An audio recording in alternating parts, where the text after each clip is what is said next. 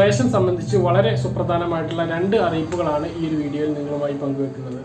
അതായത് ഇന്നു മുതലാണ് ഓണക്കിറ്റിന്റെ വിതരണം സജീവമാകുന്നത്. അതോടൊപ്പം തന്നെ ഓഗസ്റ്റ് മാസത്തെ ഭക്ഷ്യവിഹിതങ്ങളുടെ വിതരണവും ഇന്നു മുതൽ ആരംഭിക്കുകയാണ്. ഇതോടെ ജൂലൈ മാസത്തെ ഭക്ഷ്യവിഹിതങ്ങളുടെ വിതരണം അവസാനിച്ചു. പല ആളുകൾക്കും അത് നഷ്ടപ്പെട്ടിട്ടുണ്ടാവും.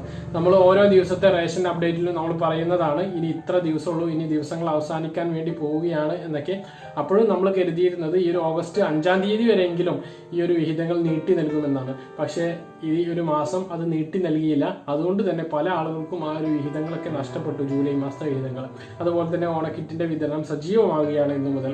ഇന്നും നാളെയും മഞ്ഞ റേഷൻ കാർഡുകാർക്ക് തന്നെയാണ്. അതിന്റെ പിറ്റേ ദിവസം 4-ാം തീയതി മുതലാണ് പിങ്ക് റേഷൻ കാർഡിന്റെ വിതരണം തുടങ്ങുന്നത്. പിങ്ക് റേഷൻ കാർഡിന് 7-ാം തീയതി വരെ വിതരണം ചെയ്യുമ്പോൾ അതിനുശേഷം 9-ാം തീയതി തിങ്കളാഴ്ച മുതൽ നീല റേഷൻ കാർഡിന് വിതരണം ചെയ്യും. 1-ാം തീയതി മുതൽ 12-ാം തീയതി വരെ നീല റേഷൻ കാർഡിനും 1-ാം തീയതി മുതൽ 16-ാം തീയതി വരെ വെള്ള റേഷൻ കാർഡിനുമാണ് ഈ ഒരു കിറ്റിന്റെ വിതരണം.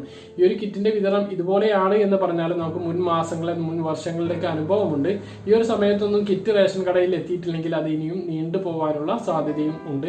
ചിലപ്പോൾ ഓണം കഴിഞ്ഞിട്ടൊക്കെ ചിലപ്പോൾ വെള്ള റേഷൻ കാർഡിന് കിട്ടാനുള്ള സാധ്യതയും ഉള്ളൂ.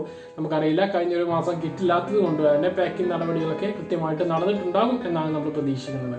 ഈ ഒരു 2 പ്രധാനപ്പെട്ട അറിയിപ്പാണ് ഈ ഒരു വീഡിയോയിൽ നിങ്ങളുമായി പങ്കുവെക്കാനുള്ളത്. പറഞ്ഞ കാര്യങ്ങൾ കൃത്യമായിട്ട് മനസ്സിലാക്കണമെന്ന് കരുതുന്നു.